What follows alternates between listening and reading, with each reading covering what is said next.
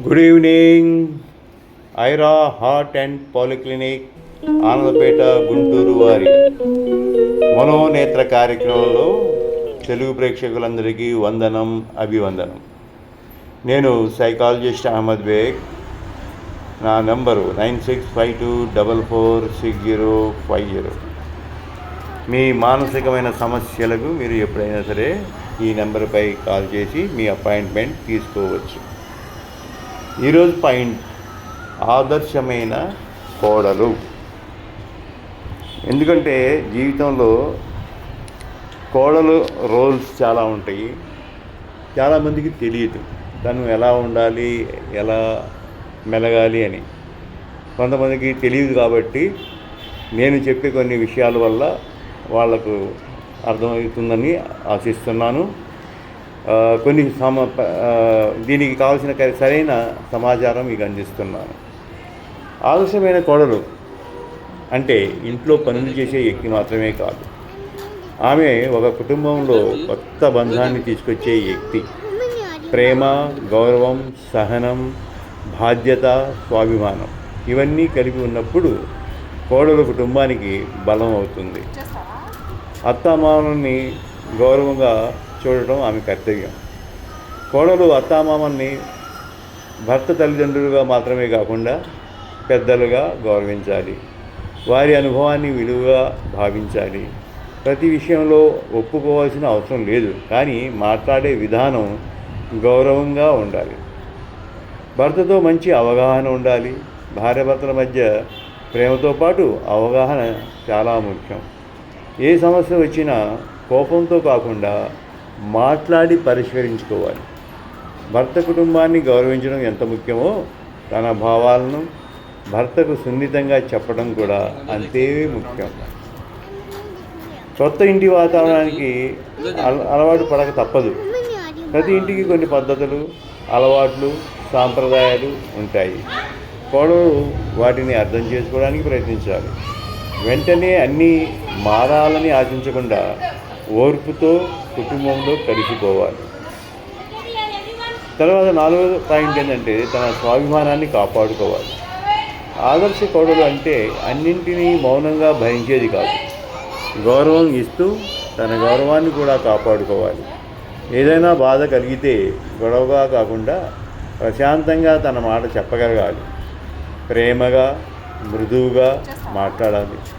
ఇంట్లో మాటలే శాంతిని పెంచుతాయి, మాటలే దూరాన్ని కూడా పెంచుతాయి.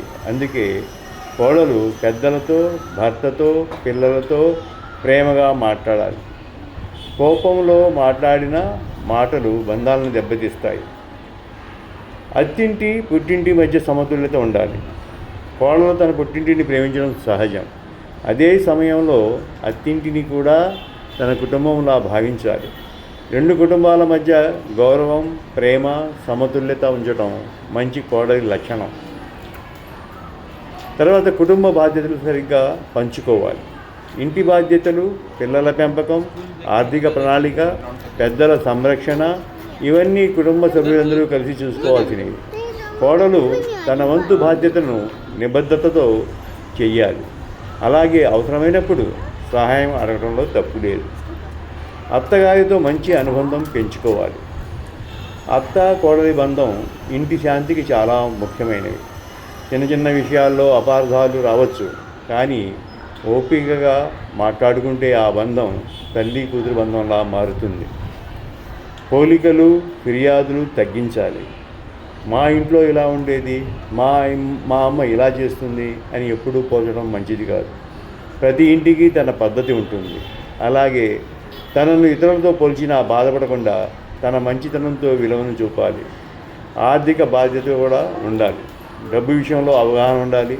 అవసరానికి తగ్గట్టు ఖర్చు చేయడం, పొదుపు గురించి ఆలోచించడం, కుటుంబ భవిష్యత్తు కోసం ప్రణాళిక చేయడం మంచి లక్షణం. కష్ట సమయంలో కుటుంబానికి అండగా ఉండాలి. ఈమె సంతోష సమయంలో అందరూ దగ్గరగా ఉంటారు, కానీ కష్ట సమయంలో తోడుగా నిలబడేవారే నిజమైన కుటుంబ సభ్యులు. ఆరోగ్యం, ఆర్థిక ఇబ్బంది, కుటుంబ సమస్యలు వచ్చినప్పుడు కోడలు ధైర్యంగా, ప్రేమగా, తోడుగా ఉండాలి. పిల్లల ముందు మంచి వాతావరణాన్ని కల్పించాలి. పిల్లలు పెద్దలను చూసి నేర్చుకుంటారు. కోడలు ఇంట్లో గౌరవంగా ప్రేమగా ఓర్పుగా ఉంటే పిల్లలు కూడా మంచి విలువలు నేర్చుకుంటారు. తన అభివృద్ధిని కూడా చూసుకోవాలి.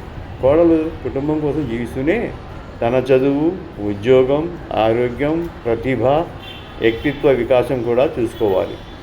ఒక సంతోషంగా ఉండే మహిళే కుటుంబానికి ఎక్కువ సంతోషాన్ని ఇవ్వగలదు. చిన్న విషయాలని పెద్ద గొడవలుగా చేయకూడదు. ఇంట్లో చిన్న చిన్న అపార్థాలు సహజం.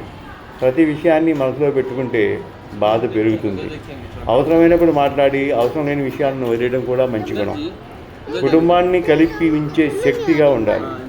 ఆదర్శ కోడలు కుటుంబంలో ప్రేమ, శాంతి, ఆనందం పెంచే వ్యక్తి. ఆమె వల్ల భర్త, అత్తమామలు, పిల్లలు అందరూ ఒక బంధంగా ఉండాలి. ముఖ్యమైన సందేశం ఏంటంటే, ఆదర్శ కోడలు అంటే తనను తాను మరిచి అందరి కోసం మాత్రమే జీవించేది కాదు. ప్రేమ ఇస్తూ, గౌరవం ఇస్తూ, తన గౌరవాన్ని కూడా కాపాడుకుంటూ రెండు కుటుంబాలను కలిపి ఉంచే తెలివైన, సహనమైన, బాధ్యత గల మహిళే నిజమైన ఆదర్శ కోడలు. Thank you very much.